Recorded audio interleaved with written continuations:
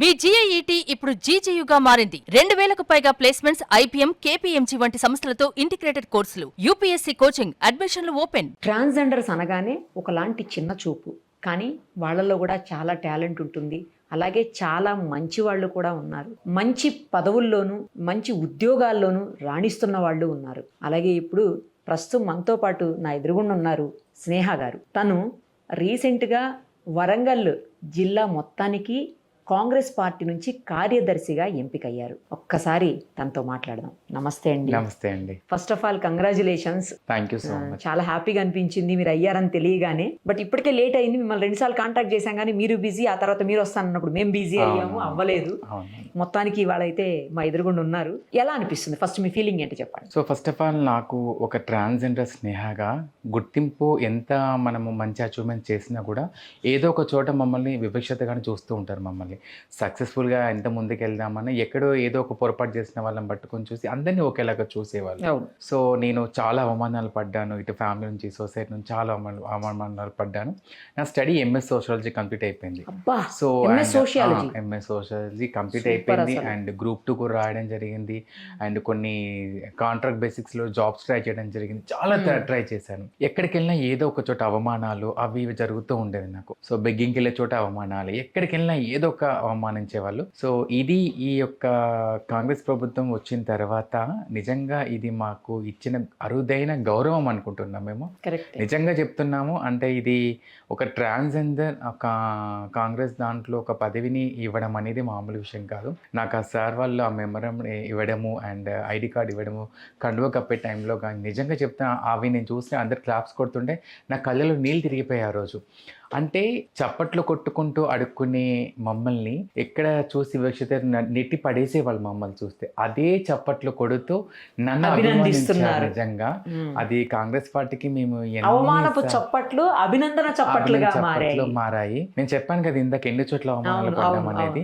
ఆ పడ్డ చోట్ల అవమానాలంతా బాధ కూడా అక్కడ నాకు ఆనంద పాష్పాలుగా మార్చాయి. నిజంగా అది నేను నా హార్ట్ఫుల్ గా నేను నా కాంగ్రెస్ ప్రభుత్వానికి నేను థ్యాంక్స్ చెప్పాలి. నిజంగా అంటే ఒక ట్రాన్స్జెండర్స్ కూడా వాళ్లకు అన్నిట్లలో రాణించే అవకాశం కల్పించాలి అనే థాట్ వాళ్ళకి రావడం అనేది మామూలు విషయం కాదు. నిజం ఈ మధ్యకాలంలో హైడ్రాలో ఏర్పాటు చేశారు మీకు ఉద్యోగాలు. చాలా మంది నేనే చాలా మందిని ఇంటర్వ్యూ చేశాను ట్రాన్స్జెండర్స్ ని. తర్వాత ట్రాఫిక్ కంట్రోల్ చేసే దాంట్లో కూడా చాలా మంది ట్రాన్స్జెండర్స్ ఉన్నారు. అంటే ఒక గౌరవప్రదమైనటువంటి స్థానంలో మిమ్మల్ని ఉంచితే మీరు ఆ బెగ్గింగ్ అనేది మానేస్తారు, మీరు కూడా అందరితో పాటు సమానంగా ఒక వృత్తిలోనో ఒక ఉద్యోగంలోనో రాణిస్తారు అన్న ఉద్దేశంతో ఈ రకమైనటువంటి అవకాశాలు మీకు కల్పిస్తున్నట్టున్నారు. తప్పకుండా. అంటే మార్పు అనేది రావడం కోసమే ఎదురు చూస్తున్నాం మేము. ఏ ట్రాన్స్జెండర్ కూడా బెగ్గింగ్ చేయాలని చెప్పేసి అని కోరుకోదు. ఏ ట్రాన్స్జెండర్ కూడా వెళ్ళి సెక్స్ వర్క్ చేయాలని చెప్పేసి కోరుకోదు. అక్కడ పడే అవమానాలు చాలా ఉంటాయి. మేము అన్నట్టుగా మా ట్రాన్స్జెండర్స్కి మాకు ఒక జీవనాధారము బెగ్గింగ్ అని మేము అంటాము.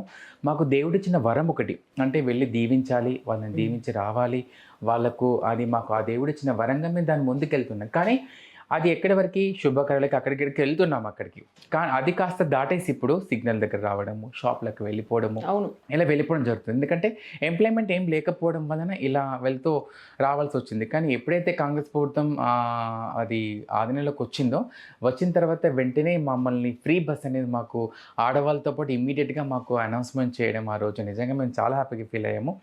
ఆ తర్వాత మాకు మళ్ళీ వెంటనే హైడ్రాలో అండ్ తర్వాత కానిస్టేబుల్ దాంట్లో ఇవ్వడము, ప్రతి దాంట్లో అంటే అందులో కొంత వీళ్ళకి ఇచ్చి చూస్తే ఎలా ఉంటుంది అని చెప్పి చూశారు. తప్పకుండా సక్సెస్ అయ్యారు.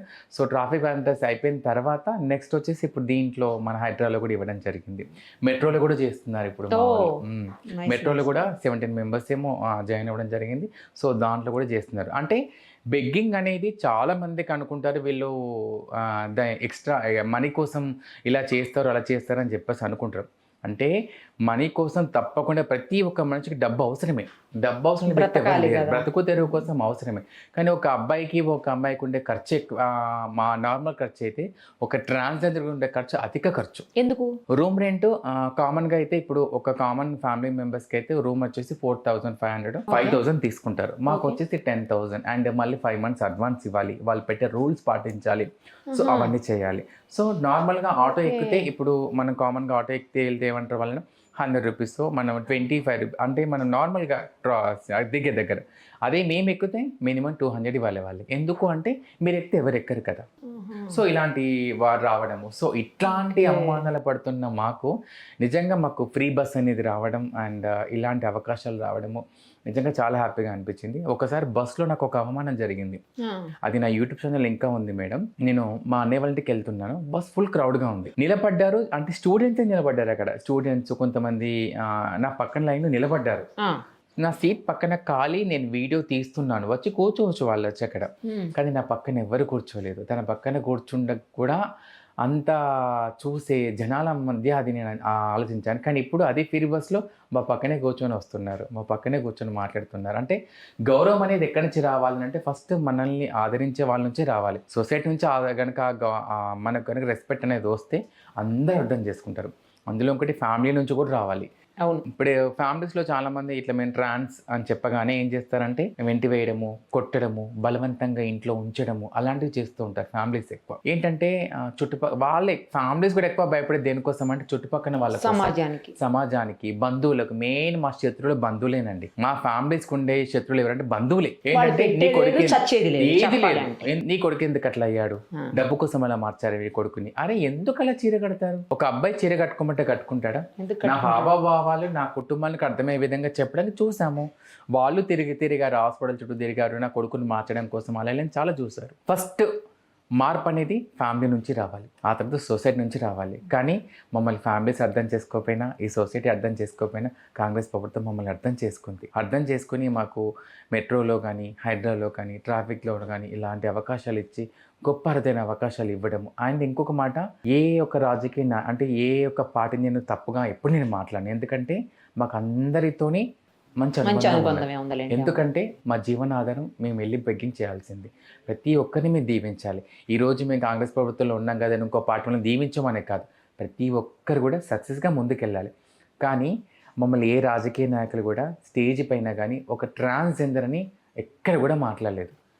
ట్రాన్స్జెండర్కి అవకాశాలు వచ్చిన కాంగ్రెస్ ప్రభుత్వం వచ్చిన తర్వాతనే. ఆంధ్ర సైడ్ చూసుకుంటే కూడా రీసెంట్గా ఒక ఎమ్మెల్యే గారి పక్కన పిఏగా ట్రాన్స్జెండర్ పెట్టుకున్నారు. నిజంగా అది నేను చూసినప్పుడు నాకు అనిపించింది, అంటే మార్పు కోసం వాళ్ళు ఎంత ప్రయత్నిస్తున్నారు వాళ్ళు చూడండి అక్కడ. అండ్ వాళ్ళకి పింఛన్ అవకాశం ఇవ్వడం కానీ నాకు ఆ అమ్మాయి స్పీచ్ ఇచ్చేటప్పుడు నిజంగా నా కళ్ళలో నీళ్ళు తిరిగాయి నిజంగా. అంటే ఫ్యామిలీస్ ప్రేమకు దూరం అయిపోయాం మేడం మేము.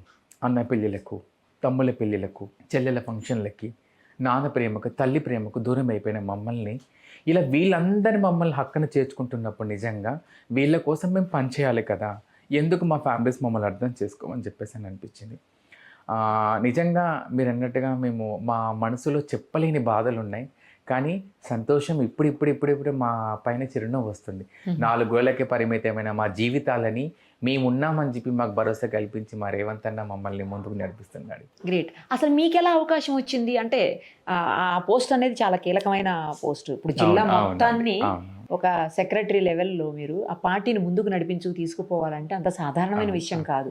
చాలా ఎక్స్పీరియన్స్ ఉండాలి, తర్వాత అందరూ యాక్సెప్టెన్సీ ఉండాలి. ఫస్ట్ ఆఫ్ ఆల్ ఈ రెండు మీకు లేవు నిజానికి. సో ఎలా మీకు అసలు ఎలా ఆ పదవి వరించింది మిమ్మల్ని? మీ దగ్గరికి ఎలా వెతుక్కుంటూ వచ్చింది అసలు? అంటే ఫస్ట్ ఆఫ్ ఆల్ ఈ యొక్క అవకాశం రావడానికి ముఖ్యంగా థ్యాంక్స్ చెప్పాల్సిన ఒక 3 వ్యక్తులు ఉన్నారు. ఎవరు? ఫస్ట్ మలయాళ గురు గారు, తన తెలంగాణ రాష్ట్ర అధ్యక్షురాలు, ట్రాన్స్జెండర్ అధ్యక్షురాలు మలయాళ గురు గారు, తనకి థ్యాంక్స్ చెప్పాలి. అదేవిధంగా మన ఈవి శ్రీనివాస్ సార్ గారు, తనకి థ్యాంక్స్ చెప్పాలి. ఆ తర్వాత వచ్చేసి ఇనుగాల వెంకటరామరెడ్డి సార్ గారికి థ్యాంక్స్ చెప్పాలి. ఈ 3కి నేను థ్యాంక్స్ చెప్పాలి. ఎందుకంటే వరంగల్లో అండ్ తెలంగాణలో మన స్టేట్ మొత్తం కూడా ప్రజాసేవ చేస్తూ అందరికీ నేనున్నాను భరోసా కల్పిస్తే మలయాళ గురువు గారు వరంగల్లో నన్ను సోషల్ మీడియాతో పాటు సమాజ సేవతో పాటు మీరు ఇలా ముందుకెళ్ళాలి, మనము ఎక్కడ ఆపదున్నా సరే మన పార్టీలతో కానీ మన పదవులతో కానీ మనకు పని లేదు, మనకు ప్రజలకు ఎక్కడ అన్యాయం చేయడం మనం తప్పు లేకుండా వాదించాలి. ఎందుకంటే మనం దీవించడమే కాదు వాళ్ళ బాగోగులు కూడా చూసుకోవాలని చెప్పేసి మా లయలగోరు గారు చెప్పిన బాటలు మేము వినడం వలన సో కాంగ్రెస్ పార్టీ వాళ్ళు మమ్మల్ని గుర్తించి సో మాకు ఇలా అవకాశం ఇవ్వడం జరిగింది.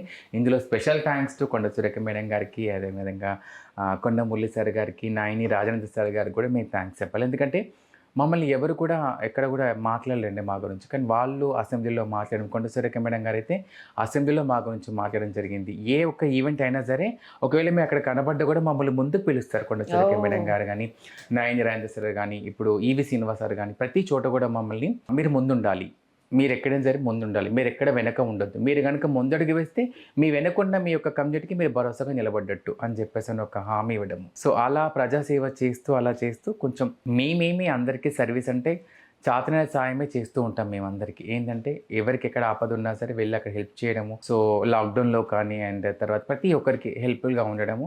సో వీళ్ళైతే 10 మందికి సపోర్ట్ చేయగలుగుతారు అని చెప్పేసి నేను ఆలోచించి సో కాంగ్రెస్ కమిటీ ఫస్ట్ నాకు కాల్ చేశారు వాళ్ళు. కాల్ చేసి ఇలా మీ ఫోటో అండ్ మీ అడ్రస్, మీ ఆధార్ కార్డ్ పంపించండి మేడం అని చెప్పేసి అన్నారు. ఎంక్వైరీ చేశారు వాళ్ళంతా. అంటే ఈ అమ్మాయి గురించి అంటే ఒక మేడం ఇది ఇంటర్నేషనల్లో పెద్ద పార్టీ కాబట్టి ఇది వాళ్ళకి ఒక తెలుసుకోవాలి కదా వీళ్ళు ఎలా ఉంటారో, వీళ్ళు ఎలా ఏంటి అని చెప్పేసి. సో అన్ని ఎంక్వైరీ చేశారంట వాళ్ళు. నాకు రీసెంట్గా చెప్పారు ఇవన్నీ సార్ వాళ్ళు. రీసెంట్గా మీటింగ్ అయినప్పుడు నాకు చెప్పారు, ఎంక్వైరీ చేశామమ్మ మీ గురించి. సో చాలా మంచి ఇంప్రెషన్ ఉంది మీ మీద, చాలా మంచి పేరు ఉంది. సో ఇదే పేరుని కాపాడుకుంటూ వెళ్ళండి అని చెప్పేసి అన్నారు. మేము ఓట్ల విషయంలో కూడా ప్రతి ఒక్కరికి ఒకటే చెప్తాము, ఓటుకు నోటుకు పోకూడదు. ఓటుని మనకు రాజకీయ నాయకుల్ని నమ్ముకోవడానికి ఒక మంచి అవకాశం ఇది. మన రాజ్యాన్ని పరిపాలించడానికి కానీ, మన ఊరిని కాపాడుకోవడం కోసం కానీ, మన గల్లీని కాపాడుకోవడం కోసం, మన ఇంట్లో ఉన్న మన ఫ్యామిలీని కాపాడుకోవాలన్నా కూడా మనం ఎన్నుకునే నాయకుడిని కరెక్ట్గా ఎన్నుకోవాలి. ఈరోజు వచ్చి మన డబ్బు కంపుడిపోతే రేపు రోజున వాడు మనకి ఎలాంటి సేవలు కూడా చేయడం అని చెప్పేసి అని మేము ఆ కట్టుదలతో ఉంటాం మేము. సో అన్నీ గమనించారు వాళ్ళు. సో దాని ప్రకారంగా సో ఈ అమ్మాయికి ఇస్తే బాగుంటుందని చెప్పేసి అనుకున్నారంటే వాళ్ళు. సో ఎంక్వైరీ చేసి తర్వాత నాకు కాల్ చేశారు, మీకు గుడ్ న్యూస్ అండి అని చెప్పేసి అన్న తర్వాత నేను ఆ రోజు వరంగల్లో లేను, వేములవాడలో ఉన్నాను. మా అత్తగారు నాకు కాల్ చేశారు, గుడ్ న్యూస్ అమ్మ, కంగ్రాచులేషన్స్ అన్నాడు. ఎందుకు అత్తయ్య అని చెప్పేసి అంటే నేను కాంగ్రెస్లో కార్యదర్శిగా తీసుకున్నారని చెప్పేసాను. కానీ నాకు చెప్పలేనంత ఆనందం అనిపించింది. అంటే ఎక్కడ మేము, ఎక్కడ కాంగ్రెస్ పదవి, ఎక్కడ మమ్మల్ని మమ్మల్ని వాళ్ళ పక్కన కూర్చోబెట్టుకోవడానికి అవమానించే మమ్మల్ని ఈరోజు మమ్మల్ని ఈ స్థానంలో కూర్చోబెడుతున్నారు కదా అని చెప్పేసి పెద్ద సార్లు అందరు కాల్ చేశారు మేడం నాకు ఆ రోజు. కాంగ్రెస్ పార్టీలో ఉన్న వాళ్ళందరూ కూడా కాల్ చేసి కంగ్రాస్ అమ్మా, కంగ్రాస్, మీకు మేమున్నాం, మీరు ఏ మీటింగ్ అయినా రావాలి, అది ప్రతి మీటింగ్ కాల్ చేస్తారు, అటెండ్ అవుతున్నాను, కాల్ చేస్తారు. దాంట్లో కూడా నన్ను ముందు పెట్టడం వాళ్ళు, మీరు ఉండండి ముందుండి కానివ్వండి కార్యక్రమం అని చెప్పి. ఏదో ట్రాన్స్ కదా లేదు మేమే చేయాలి అన్నట్టు కూడా కాదు. అక్కడ వెంకటరామరెడ్డి సార్ గారు అయితే ముందు కూర్చోబెట్టి అమ్మ ఏదైనా మీరు ఏం టెన్షన్ పడకండి, మేము ఉన్నాము అనే భరోసా కల్పించడం కానీ, ఆయన రాజేంద్ర సార్ గారు కానీ, మన కొండసురేఖ మేడం గారు కానీ అందరూ చాలా బాగా ఫ్రెండ్లీగా మాట్లాడతారు. వాళ్ళు తీసుకునే దగ్గరికి తత్వం చూస్తే నిజంగా ఒక ఫ్యామిలీ మమ్మల్ని దగ్గర తీసుకున్నట్టుగా అనిపిస్తుంది. చాలా సూపర్. అసలు అదే చూడగానే నాకు కూడా చాలా బాగా అనిపించింది, అందుకే మీకు కాల్ చేసాం. మరి ఇప్పుడు మిమ్మల్ని ఈ పోస్ట్లో పెట్టినప్పుడు ఆల్రెడీ ఆ పోస్ట్ని ఆశిస్తున్న వాళ్ళు ఉండుంటారు ఖచ్చితంగా, పదవిని ఆశించే వాళ్ళు కానీ లేకపోతే సీనియర్స్ నుంచి కానీ ఏమన్నా అంటే వ్యతిరేకత వ్యక్తమైందా ఏ సందర్భంలోనైనా? చాలా చోట్ల వ్యతిరేకాలు అవుతాయని చెప్పేసి నేను విన్నాను. అంటే నాకు చాలామంది నాకు ఇన్స్టాగ్రామ్లో నేను పోస్ట్ చేయగానే నన్ను చాలామంది ఏమన్నారంటే అక్క మీరు పదవుల్లోకి వెళ్ళకండి, పదవుల్లో వద్దు అని చెప్పేసి అన్నారు నన్ను. అంటే అదేంటి ఇలా అంటున్నారు అందరు నన్ను అని చెప్పేసి అని, పదవులలో పోతే మీకున్న ఇమేజ్ వెళ్తుంది అది ఇది అని చెప్పేసి అన్నారు నన్ను చాలామంది. అంటే నా అభిమానులే. నాకు ఇన్స్టాగ్రామ్లో 260 ఫాలోవర్స్ ఉన్నారు మేడం, అంటే 2,60,000 మంది ఫాలోవర్స్ ఉన్నారు. సో అందులో చాలామంది కామెంట్స్ ఏం చేస్తారంటే ఎందుకు, కానీ చాలామంది కాంగ్రెస్ చెప్పారు, కొంతమంది వద్దు ఆ పార్టీ తీసుకోకండి మీరు అది ఇది అని చెప్పేసి అన్నారు. నేను ఒకటే అనుకున్నాను, నమ్మి ఇచ్చిన పదవిని గౌరవంగా కాపాడుకోవాలి. చాలామంది అక్కడ ఉన్న నాయకులు అయితే వాళ్ళు ఏమనుకుంటారో నాకు తెలియదు. బట్ అయితే అందరైతే నేను వెళ్ళినప్పుడు నాకు సపోర్ట్ చేశారు, బాగానే మాట్లాడారు. ఎవరికి ఉండదండి ఆ పదవి మనకు రావాలి అని చెప్పేసి, చాలామందికి ఉంటుంది. కొంతమంది వెనక అనుకోవచ్చేమో ఈ గీమెకి ఎందుకు ఇచ్చారు అది ఇది అని చెప్పేసి అనేసి. కానీ నేను అనుకున్నాను నా వెనక ఎవరైతే ఏమైతే అనుకున్నారో వాళ్ళ ముందే నేనేంటో వర్క్ చేసి నా పార్టీకి మంచి పేరు తీసుకురావాలని చెప్పేసి నేను అనుకున్నాను. కానీ పార్టీలో అయితే నా ముందు అయితే ఎవరైతే అనుకోలేదని విన్నాను నేను. ఫోన్లేండి, మంచిదే కదా. ఇప్పుడు మరి మీ సైడ్ నుంచి ఏ రకమైనటువంటి హెల్ప్ పార్టీకి చేయగలుగుతారు అదంతా చేస్తున్నారా? చేస్తున్నామండి. అంటే ఇప్పుడు ఇది కాంగ్రెస్ ప్రభుత్వం ద్వారా చాలామందికి కూడా బడుగు బలహీన వర్గాల వారిని ముందంజలో ఉంచడం కానీ, ఎక్కడ ఏ ఆడబిడ్డ బాధపడ్డా సరే మేమున్నామని భరోసా కల్పించే ఒక నాయకుడు, ఒక ఇంటి అండగా ఉన్న రేవంత్ రెడ్డి సార్ గారు అదే బాటలో ప్రతి ఒక్క ఎమ్మెల్యే గారిని కానీ ఉన్న ఇన్ఛార్జెస్ కానీ అందరికీ అదే మాట చెప్పడము. ఎక్కడైనా సరే ఎక్కడ కష్టం ఉన్నా ముఖ్యంగా ఏవైతే నిధులు కావాల్సినాయి, ఏవేవైతే పనులు కావాల్సినవి ఏవేవైతే ఉన్నాయో వాటి వెనుక మనం ఉండి సపోర్ట్ చేయాలి. ప్రజానాయకుడు వెనుకొని మనం సపోర్ట్ చేయాలి, ప్రజలకు అందరికీ అండగా ఉండాలి. ఎక్కడ సమస్య ఉన్నా కూడా మనం పదవిలో ఉన్నట్టు కాకుండా మనం ఇంత ముందులా సేవ చేస్తాం అలాగే చేయాలని చెప్పేసి అని నేను అదే విధంగా ముందుకెళ్తున్నాను. నైస్, ఇలాగే కొనసాగించండి, ఖచ్చితంగా మీరు సక్సెస్ అవుతారు. రేపొద్దున ఏమో తెలియదు కదా, ఏ ఎమ్మెల్యేనో అయిపోయింది. చాలా మంది అంటున్నారు అండ్ నెక్స్ట్ కార్పొరేట్ గా నిలబడుతున్నారా మీ ఏరియాకి అని చెప్పేసి అని అంటున్నారు. నెక్స్ట్ కార్పొరేషన్ ఎలక్షన్స్ ఉన్నాయి ఇప్పుడు వరంగల్లో ఉన్నాయి, సో దాంట్లో నిలబడుతున్నారా మీరు అని చెప్పేసి అలాంటి ఆలోచన అంటే అది ఆలోచన అనేది ఎవరికైనా చేయాలనే ఆలోచన ఉంటుంది. అందుకే ముఖ్యంగా మాకు నేనైతే రెడీగా ఉందని చేయడానికి. కాకపోతే నాకు అది మన కాంగ్రెస్ ప్రభుత్వం నుంచి కనుక అవకాశం పార్టీ నుంచి ఆదేశాలు తప్పకుండా చేస్తాను. నేను ఇండిపెండెంట్గా అసలు చెయ్యను. మన పార్టీ నుంచి కనుక అవకాశం వస్తే తప్పకుండా ప్రజా సేవ చేయడానికి నేను సిద్ధంగా ఉన్నాను. అది కూడా వాళ్ళ అవకాశం ఇస్తేనే, దానికి నేను ఆశపడట్లేదు. దానికి చాలామంది మీరు విన్నట్టు ఇందాక ఈ పదవి కోసమే చాలామంది పోటీ పడుతూ ఉంటారు అన్నట్టు. సో ఈ పదవి కోసం కూడా చాలామంది ఇప్పుడు కార్పొరేట్ చాలామంది పోటీ పడుతూ ఉంటారు. సో నాకు అవకాశం వస్తే వినియోగించుకుంటాను తప్ప నేను దానికోసం పోటీ అయితే పడట్లేదు. అంతే. సూపర్, బాగా చెప్పారు.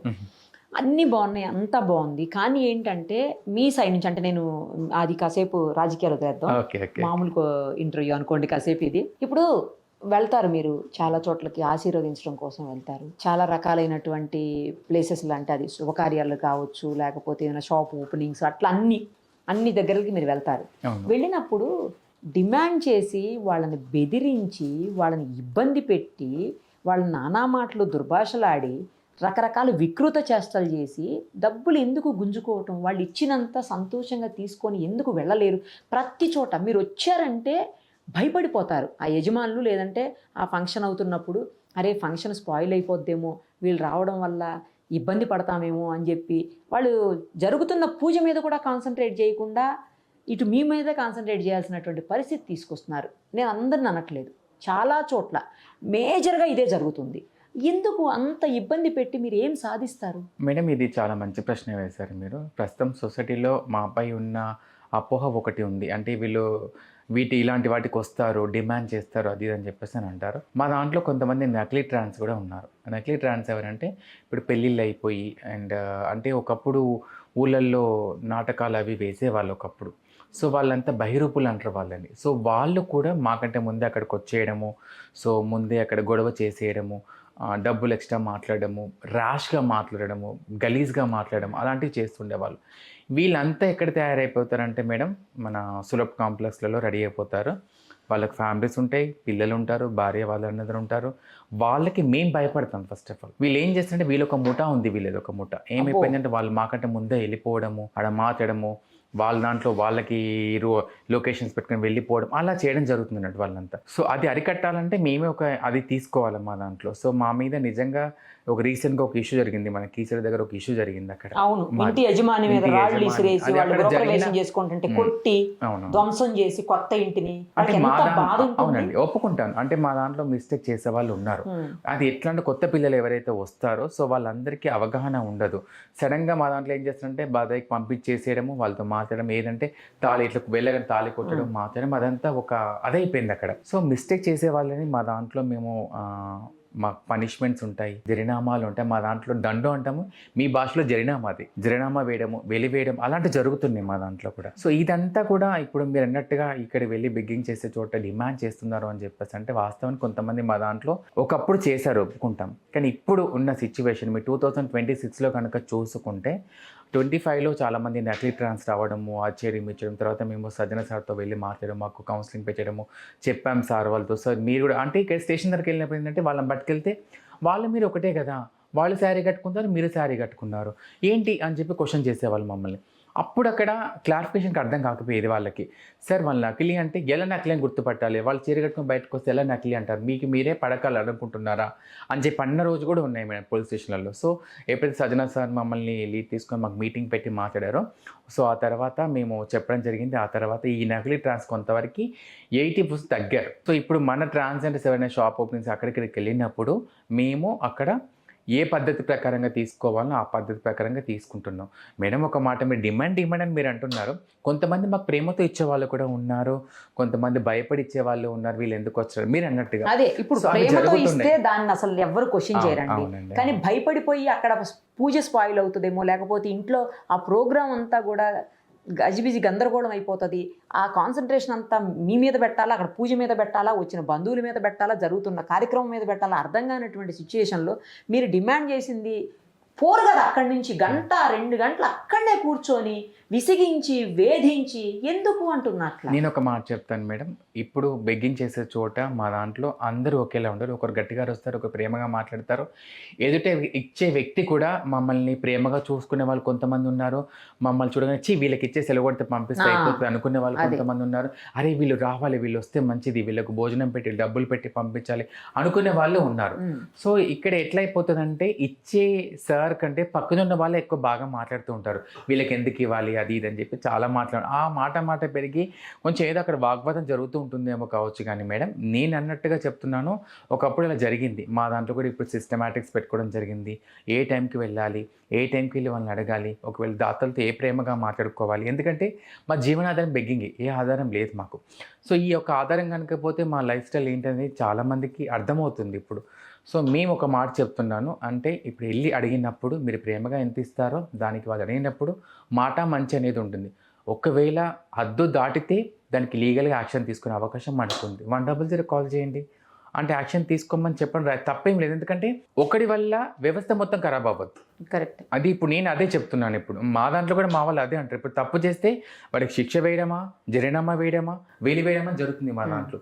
ఇప్పుడు నేనేమంటా దాతల దగ్గర వెళ్ళినప్పుడు వాళ్ళ ప్రేమ కానీ చాలా ఏమైపోతుందంటే మిమ్మల్ని అడుక్కోవద్దని చెప్పని అన్నారు కదా, సో మీకు ఇట్లాంటి ఇచ్చే రూల్స్ లేవని చెప్పేసి అన్నారంట కదా. అంటే మీరు ఇచ్చేవాళ్ళు మేము బతికేటోళ్ళము, మా దీవెనలు మీకు కావాలి, మేము బ్రతకాలి. అక్కడే మీరు అర్థం చేసుకుని సరిపోతుంది. కానీ మిస్బిహేవ్ చేస్తే తప్పుడుగా మీరు అన్నట్టుగా బట్టలు లేబట్టినట్టే కానీ, సో ఇలాంటి మిస్బిహేవర్స్ ఏమన్నా కానీ గలీజ్ మాట్లాడిన ప్రూఫ్స్ ఉంటాయి మనకు. ప్రతి చోట కూడా ఇప్పుడు సీసీ కెమెరాస్ అనేది ప్రతి చోట మనం బంధించే పెడుతున్నాం మనం. అక్కడ ఒకవేళ మీరు క్యామ్లో కనుక రికార్డ్ అయ్యి మీ ఫోన్లో కానీ రికార్డ్ చేస్తున్న తప్పు అనేది జరిగినప్పుడు లీగల్గా యాక్షన్ తీసుకోవడానికి మేము సిద్ధంగా ఉన్నాం. మేమే అంటున్నాం తప్పు చేసిన వాళ్ళని శిక్షించండి, కానీ అందరినీ అలా చూడకండి. అంతేగాని ఇప్పుడు మమ్మల్ని మంచిగా అడుక్కునే వాళ్ళ కడుపు మీద కొడుతున్నారు. ఇప్పుడు ఎక్కడో కూకట్పల్లిలో ఒక ఇష్యూ జరిగింది, అదంతా తెలంగాణ రాష్ట్రం మొత్తం ప్రత్యేకించి అందరి నోటి మీద పడ్డట్టే కదా మేడం. సో అలా కాకుండా మేము ఒక రూల్స్ అయితే పెట్టుకోవడం జరిగింది. ఇప్పుడు ఎక్కడ తప్పు జరిగినా కూడా అది వెంటనే వాదించడము, దాని వెంటనే యాక్షన్ తీసుకోవడము, లీగల్గా పోలీస్ వాళ్ళకి అప్పచెప్పడము, అవన్నీ జరుగుతున్నాయి. ఇప్పుడు మాకంతా స్టేట్ లెవెల్ గ్రూప్ ఫామ్గా అవ్వడం జరిగింది. ఏదైనా సరే ఇప్పుడే 2026లో తగ్గింది మేడం, నేను ఒప్పుకుంటున్నాను. 2026లో తగ్గింది. అలాంటి కామెంట్స్ ఎక్కువ రావట్లేదని చెప్పి నేను అనుకుంటున్నాను. నేనైతే లేదండి, జరుగుతూనే ఉన్నాయి, నడుస్తూనే ఉన్నాయి, బెదిరించే చోట్ల బెదిరిస్తూనే ఉన్నారు. అంటే మీకు ఎక్కడ ఏదో అనుభవం జరిగి ఉన్నట్టుంది. సో ఆ అనుభవాన్ని కాస్త మీ యొక్క లేదు అనేక ప్లేసెస్లో మాకు కంప్లైంట్లు కూడా వస్తుంటాయండి. రెగ్యులర్గా కంప్లైంట్లు, మేడం ఇక్కడ ఇది చేశారు, అక్కడ ఇది చేశారు, పోనీండి వాళ్ళు ఎంతో కొంత ఇచ్చి పంపించేసేయండి అని చెప్పిన సందర్భాలు కూడా మేము ఉన్నాయి. వినట్లేదు మేడం అని ఫోన్లు చేస్తుంటారు. అంటే ఇప్పుడు మనం ఏం చేస్తాం, ఇప్పుడు ఒక ఓనర్ స్తోమత తగ్గట్టు ఇస్తారు, అది ఇవ్వడం అనేది గొప్ప. అది ఆ దేవుడు మాకు ఇచ్చిన వరాన్ని మనం దాన్ని యూటిలైజ్ చేస్తాం. బెదిరించడం కూడా తప్పది. అది చేస్తాం, ఇది చేస్తాము, 100 మందిని దించుతాము, 200 మందిని దించుతామంటే దించండి, చూస్తారు ఆ తర్వాత ఏం జరుగుతుందో. పోలీసులు కూడా ఉంటారు కదా, వ్యతిరేకంగా చేయలేరు కదా, అంతమందిని దించడం ఏంటి అసలు, ఎందుకు దించుతారు? అదేం బెదిరింపు అనాల్సిన అవసరం కూడా లేదు. సో కాబట్టి ఏంటంటే మనము ఒకటే చట్టపరంగా చూసుకోవాలి. నేనైతే అదే చెప్తాను మేడం. ఎందుకంటే ఇది నాకు రాబోయే జనరేషన్కి మనం ఒక ఆదర్శంగా నిలబడే వ్యవస్థ అనేది రేపు మన పెద్దవాళ్ళు మనకి ఏం సంపాదించి పెట్టారు, మన ఇప్పుడు కుటుంబంలో ఒక తాత ఏం సంపాదించి పెట్టారు, మన ఆస్తి సంపాదించి పెట్టాడు. అదే ట్రాన్స్జెండర్ వ్యవస్థలో పెద్దవాళ్ళు మా కోసం ఏం చేసి పెట్టారంటే మనకు మంచి మర్యాద, మనకు రెస్పెక్ట్ అనేది తీసుకొచ్చి పెట్టారు వాళ్ళంతా అని అనుకునే విధంగా ఉండాలి.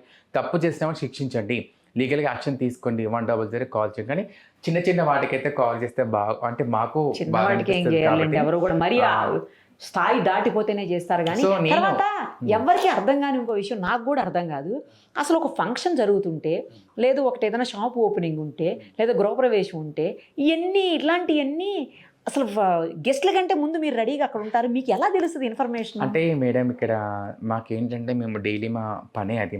మేము రోజు తిరుగుతుంటే ఇప్పుడు మాకు ఒక ఏరియాకి ఒక 10 మెంబర్స్ ఉంటాం, ప్రతిరోజు అటు తిరగడము, అలా వెళ్ళడము అలా జరుగుతూ ఉంటుంది. సో అక్కడ మేము కనుక్కుంటారు ఎప్పుడు ఈ ఫంక్షన్ ఎప్పుడు దీంట్లో అది అని చెప్పేసి అన్నప్పుడు అక్కడికి ఆ రోజు కనుక్కొని వెళ్ళిపోయి ఉండడము అలాంటివి జరుగుతూ ఉంటాయి మాకు. అది ఎలా తెలుస్తుంది అనేది నాకు అర్థం కాని విషయం. అంటే మేము తిరుగుతూ ఉంటాం కదా మేడం డైలీ. ఇప్పుడు సపోజ్ ఈ రోజు గల్లీ లోపలకు కూడా తిరగరు కదా, గల్లీ లోపల కూడా వెళ్తారు మీరు, ఎట్లా?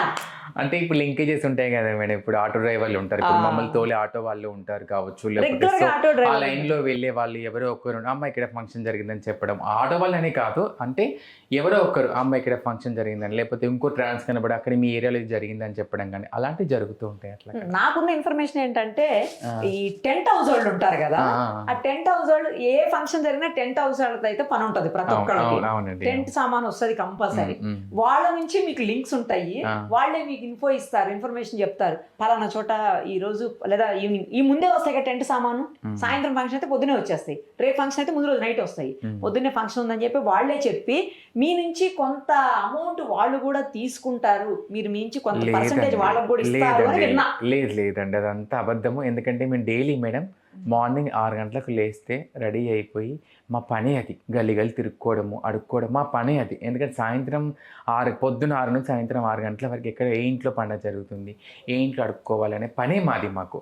సో మేము గల్లి తిరుగుతున్నప్పుడు అక్కడ ఎవరో ఒకరు కనబడ్డప్పుడు ఏమైనా అడుగుతా, అన్నయ్య గల్లి ఫంక్షన్ జరుగుతుందంటే అక్కడ జరుగుతుందమ్మా అని ఎవరో ముఖాముఖి వ్యక్తి చెప్పొచ్చు, అంతే తప్ప టెంట్ హౌస్ వాళ్ళనే కానీ ఆటో వాళ్ళనే కాదండి. అదంతా కూడా మాకేంటంటే ఇదంతా తప్పుడు సమాచారం ఇదంతా. ఎందుకంటే వాళ్ళని ఎందుకు అనిపించాలి, ఎవరో ఒకరు చెప్పు ఉండొచ్చు. అంటే ఇప్పుడు సపోజ్గా మా ఏరియాలో ఒక టెంట్ హౌస్ అన్నయ్య ఉన్నాడు, ఇప్పుడు సపోజ్గా ఆ అన్నయ్య దగ్గర పక్కనే మేము ఉన్నామనుకో, ఇక్కడ అన్నయ్య ఇప్పుడు ఇక్కడ ఫంక్షన్కి ఇక్కడ అవుతుందామని ఒక మాట చెప్పు ఉండొచ్చు. అంతేగాని చాలా వరకు నాకు కూడా చాలామంది ఏంటంటే మీకు అది ఎవరు పందిరేసే వాళ్ళు లొకేషన్ పెడతారు మీకు, అండ్ టెంట్ హౌస్ మీరు అన్నట్టు టెంట్ హౌస్ వాళ్ళు అని చెప్పేసి అని, తర్వాత ఆ ఏరియాలో ఉండే వాళ్ళు తెలిసిన వాళ్ళు పెడతారని చెప్పేసి అనేసి అలా చెప్తూ ఉంటారు. ఇప్పుడు సపోజ్గా ఒక చిన్న ఈవెంట్ జరిగింది రీసెంట్గా, దానికి ఒకరు నాకు ఇన్ఫర్మేషన్ ఇచ్చారు, నేను వాళ్ళకి వేరే వాళ్ళకి పంపించి, నేను ఇక్కడ లేను, నాకు వేరే ఊరు, మీరు రావాలి తప్పకుండా అన్నారు. అక్కడ సంబంధించి నేను రెఫర్ చేశాను, అక్కడికి వెళ్ళండి దీవించరండి అని చెప్పేసి అలా మేము లింకేజెస్ పెట్టుకుంటూ ఉంటాం, అంతే తప్ప టెంట్ హౌస్ వాళ్ళు కానీ ఆటో వాళ్ళు ఎందుకు మేడం అనడం, పాపం వాళ్ళు కమిషన్ అని చెప్పేసి నాకు ఎవరో చెప్పారు, ఎవరో చెప్తే నాకు తెలిసిందనమాట. అంటే తెలిసిన దాన్ని దానికి క్లియర్ మీరు క్లారిఫికేషన్ ఇచ్చేస్తే అయిపోతుంది కదా, బెటర్ అని చెప్పి అడిగిన. ఇంకొకటి ఏంటంటే అందరిలో ఉన్న డౌట్ ఇది, జనరల్ గా మీరు బెగ్గింగ్ చేస్తారు, లేకపోతే ఇలా ఎవరి దగ్గరికన్నా ఫంక్షన్స్ అట్లాంటివి వెళ్ళినప్పుడు తీసుకుంటారు. ఇలా తీసుకున్నప్పుడు మీరు బాగా రెడీ అవుతారు, అసలు చాలా మంచిగా రెడీ అవుతారు. నార్మల్ పర్సన్స్ ఎవరు కూడా అంత బాగా రెడీ కాలేరు అసలు మీతో కంపేర్ చేసినప్పుడు. అమ్మాయిలు చాలా బాగా మంచి రెడీ అవుతారు, మేకప్ కావచ్చు, శారీస్ కూడా మంచి కాస్ట్లీ శారీస్, మంచి మంచి శారీస్ బాగా రెడీ అవుతారు. మరి అంత బెగ్గింగ్ చేసి అంతంత కాస్ట్ పెట్టి ఎందుకు రెడీ కావాలి, కొంచెం తక్కువగా రెడీ అవ్వచ్చు కదా, అంటే అప్పుడు బెగ్గింగ్ తగ్గుతుంది కదా అన్న యాంగిల్లో కొంతమంది మాట్లాడారు. దానికి ఏం ఆన్సర్ చెప్తారు? బెగ్గి చేసిన సంపాదన అంతా మా అందానికి ఏం పెట్టమండి, మా పుట్టకుట్టి కోసము, తర్వాత మాకు కొన్ని అవసరాలు ఉంటాయి కదా మేడం, ఫ్యామిలీని చూసుకునేటివి ఉంటాయి, నిత్య అవసరాలు ఉంటాయి, మాకు రోజువారీ ఖర్చులు ఉంటాయి, మాకు ప్రతిదీ ఉంటుంది. ఇప్పుడు ఎక్కడికన్నా బయటకు వెళ్ళినప్పుడు ఒక అందంగా కనిపించాలి, చూసే వ్యక్తులు కూడా అరే వీళ్ళు బాగున్నారు అనుకునే విధంగా ఉండాలి, కంపల్సరీ మేము రెడీ అవ్వాలి. అట్లా అని చెప్పేసి మొత్తం దానికి అమౌంట్ పెట్టేస్తామని కాదు మేడం, తప్పు సమాచారం అదంతా కూడా. సో అంటే మేము ఒక పుట్టుక, అబ్బాయి పుట్టుక, జెండర్ చేంజ్ అయ్యేది మేము అమ్మాయిలా, మా హావభావాలు, మా యొక్క జీన్స్ ప్రభావాలు ఇలా చేంజ్ అవుతాం. మేము చేంజ్ అయిన తర్వాత మా కోరిక ఏంటంటే అమ్మాయిల కంటే అందంగా ఉండాలి. సో మమ్మల్ని చూసినా కూడా వీళ్ళు చాలా బాగున్నారు అని చెప్పేసి అనిపించుకో ఆ మనసు. మీరు నమ్ముతారో నమ్మరో మేడం, మీరు ఇందాక అంటున్నారు కదా చాలా బాగుంటుంది, మీరు ఆ మాట విన్నప్పుడు మా మనసుకి ఎంత సంతోషాన్ని ఇస్తుంది అంటే నిజంగా అరే మేము ఇంత బాగున్నామా అని చెప్పేసి మా మనసుకు అనిపిస్తుంది. అంటే ఇంత పద్ధతిగా మేము ఉండాలి, ఇంత మోడర్న్గా, అంటే ఒక్కొక్క స్టైల్లో ఉంటారండి. మెయిన్గా మోడలింగ్ చేసేవాళ్ళు కానీ ప్రతి ఒక్కొక్క చోట్ల అలా రెడీ అవ్వాలని మాకు ఉంటుంది. సో మేము అలా పద్ధతిగా రెడీ అయితేనే కదా మాకంటూ రెస్పెక్ట్ అని దొరుకుతుంది. కానీ నిజంగానే స్నేహ మీరు చాలా బాగున్నారు. సేమ్ టైం నేను చాలా మందిని చూస్తుంటాను బయట, వాళ్ళు నిజంగా అమ్మాయో అబ్బాయో అదే అంటే ట్రాన్స్ అని అనుకోము, అసలు అమ్మాయిలాగే ఉంటారు. వాళ్ళు నోరు తీర్చి మాట్లాడితే తప్ప వాయిస్ తెలిసిపోతుంది కదా, అప్పుడు వరకు అసలు అర్థం కాదు, అమ్మాయిలాగే ఉంటారు. నిజంగా చెప్పాలంటే చాలా చోట్ల అమ్మాయిల కంటే కూడా చాలా బాగున్న ట్రాన్స్లు ఉన్నారు, చాలా మంది ఉన్నారు. కొంతమంది గుర్తుపట్టరు కూడా, మీరు ట్రాన్స్ అని చెప్పేసి అని అంటారు కొంతమంది. సో అంటే ఇది మాకు పుట్టుక, ఇది ఒక అబ్బాయి నుంచి ఒక ట్రాన్స్గా చేంజ్ అయ్యే క్రమంలో ఎన్నో బాధలు పడతాము, ఎన్నో అవమానాలు పడతాము.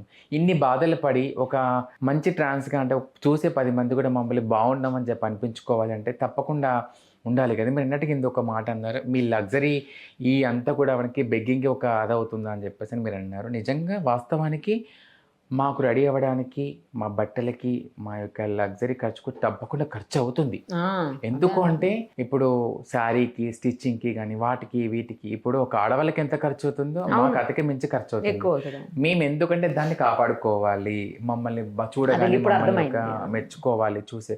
ఇప్పుడు ఒక ఫంక్షన్కి వెళ్ళినప్పుడు అక్కడ వాళ్ళు చూసినప్పుడు వీళ్ళ కాకుండా చూడగానే వీళ్ళు ఎంత బాగున్నారు. ఇప్పుడు మీరే ఫంక్షన్కి వచ్చిన వాళ్ళకంటే కూడా చాలా మంది మీ బాగా మంచి చీరలు మీరే కట్టుకొస్తారు, ఎంత మంచి అప్డేట్ మీరే చేస్తున్నారు, ఇంకేం కావాలా మా వాళ్ళందరూ. కాకపోతే ఖర్చు అయితే మొత్తం అంటే అందులో కొంత ఖర్చు అయితే మా బాడీకి అయితే మేము పెట్టుకుంటే ఒప్పుకోవాలి అది. ఎందుకంటే మా దాంట్లో హార్మోనిక్ థెరపీ కోసం సర్జరీస్ ఖర్చు అవుతుంది, అంటే మాకు హెయిర్ రిమూవల్కి ఖర్చు అవుతుంది, అంటే హెయిర్ ఉంటుంది కాబట్టి మాకు అది దానికి ఖర్చు అవుతుంది. తర్వాత ప్రతి దానికి కూడా ఖర్చు అవుతుంది, సర్జరీకి కాస్ట్ అవుతుంది. ప్రతి మా బాడీ ఒక అబ్బాయి నుంచి ఒక అమ్మాయిగా చేంజ్ అవ్వాలి అంటే మినిమం ఖర్చు అయ్యే ఖర్చు మాకు కొన్ని లక్షల్లో, ఒకప్పుడు 2-3 లక్షలు అయ్యేది, ఇప్పుడు కొన్ని లక్షల్లో ఖర్చు అవుతుంది. సో దానికి అంటే ఇదంతా తీసుకొచ్చి జనాల మీద ఇబ్బంది పెడతామని కాదు, మా పుట్టుక ఇది, మేము ఇదే బతకాలనుకుంటున్నాం కాబట్టి. సో అలా లైఫ్ను ముందుకు తీసుకెళ్తూ ఒక ట్రాన్స్గా లైఫ్ ఇచ్చేయాలంటే ఒక అమ్మాయిలా బతకాలి. కానీ కొంతమంది చేంజ్ కారు కదా, అట్లానే ఉండిపోతారేమో కదా. అందరూ అవుతారా? అందరూ అవుతారు కంపల్సరీ. అంటే నేను ఇందాక చెప్పాను కదా, బహిరూపం అట్లీ ట్రాన్స్జెండర్ వాళ్ళు సర్జరీ చేసుకోరు కావచ్చు, కానీ మేడం సర్జరీ చేసుకునే ప్రతి ఒక్క ట్రాన్స్జెండర్ కంపల్సరీ అబ్బాయి నుంచి ఒక అమ్మాయిగా చేంజ్ అవ్వడం కంపల్సరీ సర్జరీ చేసుకోవాల్సిందే. సర్జరీ చేసుకోలేని వాళ్ళని ఎవరు కూడా మా దాంట్లో ఉండరు, ఎక్కువ 99% ఉండరు. సో ఒకవేళ ఎవరికైనా డిసీజ్ కానీ ఒకవేళ ఆరోగ్యం బాగాలేకపోయినా అలాంటి వ్యక్తులు ఏమైనా ఉండి ఉంటారు. నేను విన్నాను ఒకసారి, ఏంటి అంటే ఎవరో తెలిసిన వాళ్ళు చెప్తుంటే, ఇప్పుడు రత్నాచల్ ఎక్స్ప్రెస్ ఒకటి, జన్మభూమి ఎక్స్ప్రెస్ ఒకటి వైజాగ్ నుంచి ఇటు గుంటూరు విజయవాడ సైడ్ వస్తూ ఉంటాయి. ఈ ట్రైన్లో ఈ బెగ్గింగ్ చేసేటువంటి ట్రాన్స్ చాలా ఎక్కువ మంది ఉంటారట. ఆ ట్రైన్లో రెగ్యులర్గా జర్నీ చేసే ఒక ఆమె చెప్పారు నాకు. ఆవిడ చెప్పిన దాని ప్రకారం ఏంటంటే ఆవిడ రెగ్యులర్గా జర్నీ చేస్తారట. అందులో ఆవిడ ఏదో మనం ఆఫీస్కి వచ్చినప్పుడు చెప్తున్నారు.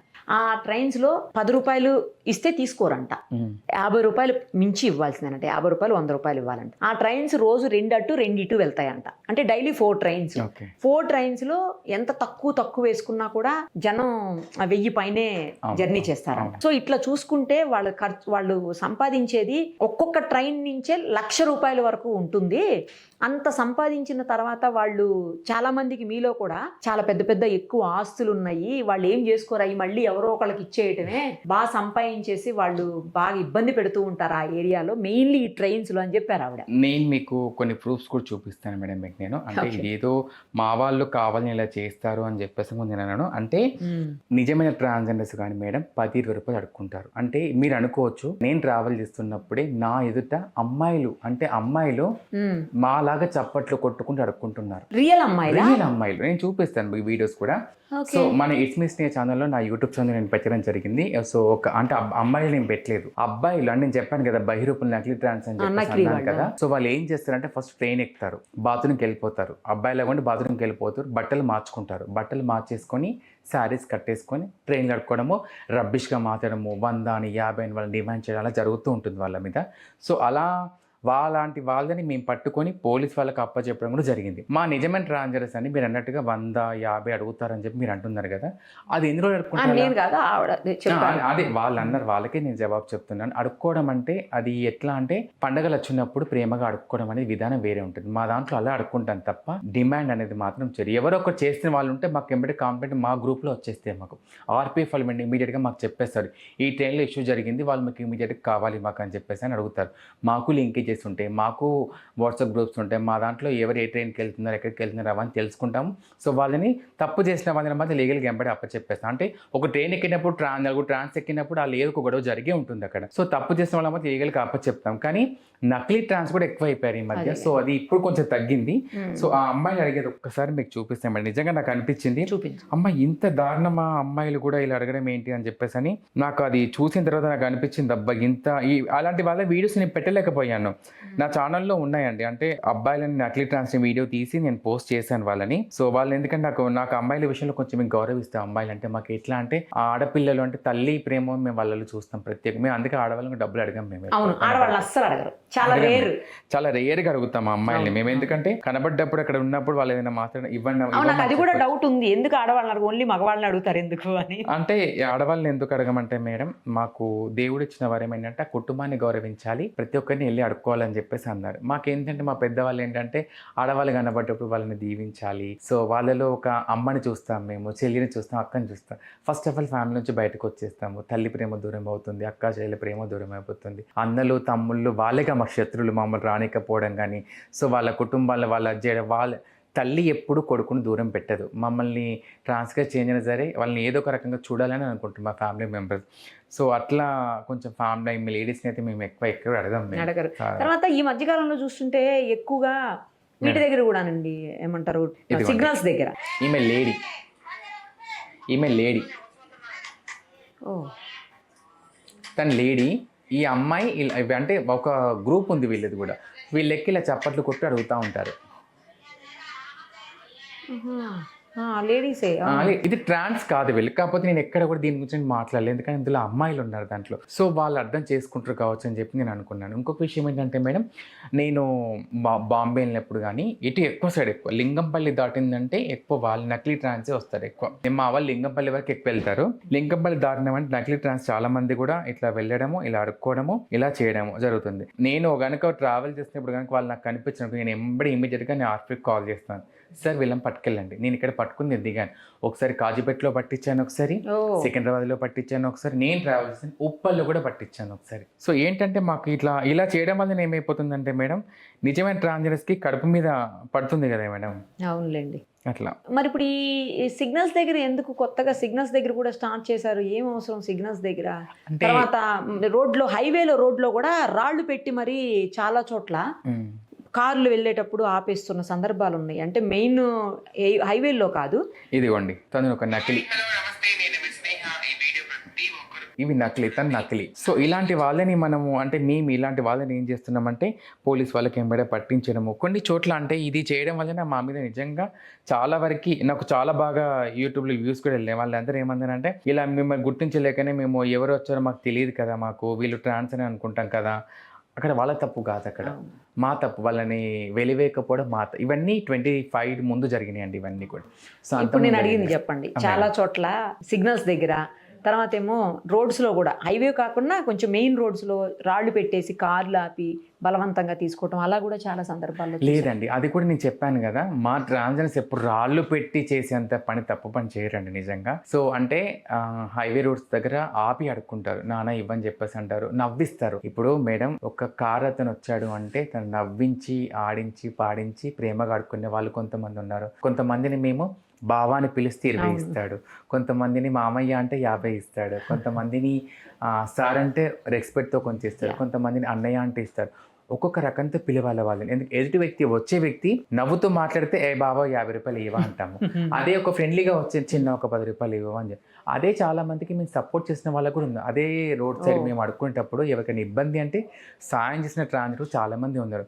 ట్రైన్లలో బెగ్గింగ్ చేసేటప్పుడు డెలివరీ చేసిన ట్రాన్స్జెండర్స్ కూడా ఉన్నారు మా దాంట్లో. ఒక అమ్మాయి ప్రసవంతో వెళ్తుంది, నొప్పులతో భరిస్తుంది, ఎవరు సపోర్ట్ చేయట్లేదు అక్కడ. నిజంగా అక్కడ దేవుడు ఇష్టం, మాకు అది ఏం జరిగిందో మాకు తెలియదు. సో అక్కడ ఏం జరిగిందంటే, అక్కడ టైంకి అక్కడ పూలు అమ్మే అతను ఒక పక్కన ఉన్నాడు, ఒక అతను ఎంబడే మా ట్రాన్స్ కట్టుకున్న చీర తీసి మొత్తం కట్టేసి ఆ భోగి కాల్ చేపిచ్చేసి ఒక అమ్మాయికి ప్రసవం చేపిచ్చేసి వెంటనే దగ్గర స్టేషన్లో హ్యాండ్ ఓవర్ చేయడం జరిగింది.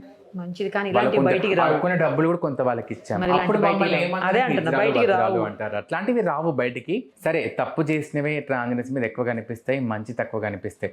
తప్పు చేసిన మీరు అన్నట్టుగా నిజంగా ఒకరు తప్పు చేస్తే అందరినీ ఒకేలా చూడకండి. ఎక్కడో ఒక చోట మిస్టేక్ చేయడం దాన్ని చూడండి. అదే అడుక్కున్న చోట మేము ఎన్నో అవమానాలు పడ్డే కూడా ఉన్నాయి మేడం. ఎందుకంటే మీకు ఇందాక చెప్పాం కదా, ఇప్పుడు చేసే చోటనే మేడం ఒకరిని తీసుకెళ్తారు. అక్కడికి వెళ్ళిన తర్వాత రూమ్ లో 4-5 ఉంటారు. అక్కడ బలవంతంగా చేయమంటారు, బలవంతంగా కొట్టడాలు, తిట్టడాలు, సిగరెట్ తో కాల్చడాలు, బలవంతంగా మందు తాగిపించడము, ఇలాంటివి కేసెస్ నిజంగా రీసెంట్ కూడా జరిగినాయి మేడం. ఇలాంటివి మేము బయటకు చెప్పుకోము. ఎందుకంటే అక్కడికి వెళ్ళి మేము గట్టిగేమని చెప్తే రేపు మళ్ళీ అక్కడికి రానివ్వరు. మా పొట్టుకొడుకు అక్కడికే వెళ్ళాలి కదా. ఇలాంటివి కూడా జరుగుతుండే. సిగ్నల్ దగ్గర మీరు అన్నట్టుగా నిజమైన సిగ్నల్ దగ్గర అడుక్కుంటారు మా వాళ్ళు కొంతమంది. అక్కడ అడుకుంటప్పుడు ఏంటంటే కొంతమంది మాకు ప్రేమతో ఇస్తారు 10-20 రూపాయలు, దీవించండి అమ్మ అని చెప్పేసి. కొంతమంది కోపంతో వెళ్తే ఇవ్వచ్చు కదా నాన్న అది ఇదని ఏదో ఒక మాట వాళ్ళని అంటాం. కొంతమంది ఏమంటారంటే కొంచెం జాకెట్ కిందకి అంటే ఇంక 20 ఎక్కువ ఇస్తా, అది అందరూ అన్నారు అట్లా. కిరాత చిల్లర పిల్లలు ఉంటారు కదండి, వాళ్ళు అంటారు అట్లా, కొంచెం కిందకని వచ్చు కదా ఇంకో 20 ఎక్కువ ఇస్తా అది అని చెప్పేసి అంటారు. నేను రెస్పెక్ట్గా బతికేదని నేను అవ్వను, గట్టిగా ఇట్లా కూడా ఎందుకు అలా అంటావు నువ్వు అని చెప్పేసి అని మాట్లాడతా. వెనక వ్యక్తి ఏమనుకుంటాడు, అబ్బాయిని ఏమి ఇబ్బంది పెడుతుందో దాన్ని చూసావా అట్లా గట్టిగా అడుగుతుంది, అలాంటి వాళ్ళు కూడా ఉంటారు. అందరూ ఒకేలా అట్లా అని చాలా మంది కూడా మాకు ప్రేమగా ఇచ్చే వాళ్ళు ఉన్నారు. కొంతమంది మీరు నచ్చకపోయినా సరే ₹1, ₹2 ఇచ్చే వాళ్ళు కూడా ఉన్నారు మాకు. కానీ కొన్ని చోట్ల మా వాళ్ళు కూడా పొరపాటు చేసేవాళ్ళు ఉన్నారు, ఒప్పుకుంటాం. అది మా వాళ్ళు తప్పు చేసేవాళ్ళు లేరని చెప్పి నేను అన్నాను. తప్పు చేసిన వాళ్ళ చోటనైతే మేము ఒకటే చెప్తున్నాము, దయచేసి ఎవరు బాధపడొద్దు. ఎందుకంటే మా కల్చర్ని మేము ముందు తీసుకెళ్ళాలంటే మీ ఆదరణ, మీ అభిమానం మాకు ఉండాలి. కాబట్టి మీకు తప్పు అనిపిస్తే 100 కాల్ చేయండి, ఓకే అంతే. అండ్ ఇంకొకటి చాలామంది ఈ మధ్యకాలంలో చూస్తున్నాము, పాపం మిమ్మల్ని లవ్ పేరుతోటి మోసం చేసి చనిపోయిన వాళ్ళు కూడా ఉన్నారండి. నేనే వెళ్ళి 2-3 కవర్ చేశాను కూడా ఇష్యూస్. వాళ్ళని తీసుకుని వెళ్ళి పాపం వాళ్ళని చంపేశారు. తర్వాత వాళ్ళు పెట్టే టార్చర్కో లేకపోతే వాళ్ళు మోసం చేశారన్న బాధతోటే వీళ్ళే సూసైడ్ చేసుకుని చనిపోయిన వాళ్ళు కూడా చాలా మందిని చూసాము. లవ్ పేరుతో మోసం చేసినప్పుడు మీకైనా తెలుస్తుంది కదా, వాళ్ళు లవ్ చేయట్లేదు, వాళ్ళు వేరే ఏదో టైం పాస్ చేస్తున్నారు మీతోటి అని మీరు ఎందుకు అనుకోలేకపోతున్నారు? ఎందుకు ప్రాణాలు అలా పణంగా పెడుతున్నారు మీరు? ఒక ట్రాన్స్జెండర్ జీవితం ఎలా ఉంటుందంటే ఇరుక్కపోయిన జీవితం. అది 4 గోడల మధ్య ఎలా ఉంటుందంటే చిక్కుముళ్ళు వేసుకొని బతుకుతున్న జీవితం. ఎవరు ఆదరించారు మమ్మల్ని, ఏ సొసైటీలో ఎలాంటి రెస్పెక్ట్ ఉండని జీవితం మాది. ఆ జీవితంలో మాకు ఒంటరిగా బతుకుతున్న మాకు కొన్ని ఆశలు చూపిస్తారు. మేము అడిగే చోట కానీ వెళ్ళినప్పుడు మీరు ఎందాక అన్నారు కదా అందంగా తయారవుతారు, ఆ అందమే మాకు శాపంగా మారుతుందో తెలియదు మాకు, లేకపోతే మేము ఇలా ఉండడమే మా శాపంగా మారుతుందో మాకు తెలియదు. కానీ ఆ వచ్చేవాడు వాడు దొంగన లంగన మాకు తెలియదు. వాడు మాకు ప్రేమ చూపిస్తాడు. ఏంటంటే నీకు నేను ఉన్నాను కన్నా అమ్మ అని చెప్పి భరోసా కల్పించాడు. మీ దగ్గర డబ్బులు తీసుకున్న వాళ్ళు కూడా చాలా కంప్లైంట్స్ చేశారు. చాలా మంది ఉన్నారు మమ్మల్ని ప్రేమగా మాట్లాడడము, అరే ఈ ప్రేమ కదా నాకు కావాల్సింది, ఇదే కదా నాకు కావాల్సింది, నాతో ఉంటాను భరోసా కల్పిస్తాడు. ఫస్ట్ మాతో బాగానే ఉంటారు, అన్నీ బాగానే ఉంటాయి, లైఫ్ లీడ్కి వెళ్తాము, పెళ్లి చేసుకుంటారు, మంచిగా ఉంటారు, లవ్ అని ట్రాక్ అని అన్నీ జరుగుతాయి.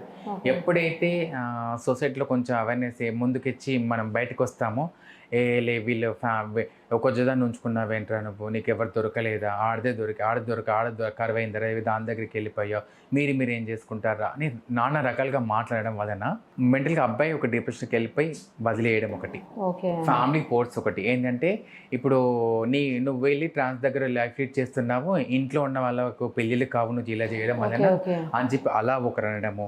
కొంతమంది మా దగ్గర డబ్బు కోసమే రావడం, మమ్మల్ని ఫిజికల్గా వాడుకోవడం, మోసం చేయడము, ఇలాంటి వాళ్ళు కూడా ఉన్నారు చాలామంది. రీసెంట్గా మిర్యాలగూడ దగ్గర ఒక ట్రాన్స్జెండర్ అమ్మాయి ఏజ్ వచ్చేసి 21 ఇయర్స్, చిన్న అమ్మాయి, ఒక్కడే కొడుకు ఇంట్లో.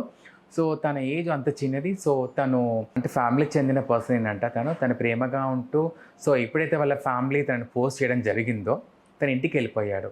ఇంటికి వెళ్ళిపోయి తను వస్తావా రావా అని చెప్పేసానంటే, లేదు నేను రాను, మా ఫ్యామిలీ వాళ్ళు వద్దన్నారు అని చెప్పగానే ఆ అమ్మాయి ఎక్కడ తను దూరం అయిపోయి, ఆ ఫ్యామిలీ వద్దనగానే ఆ అమ్మాయి ఒక డిప్రెషన్కి వెళ్ళిపోయింది.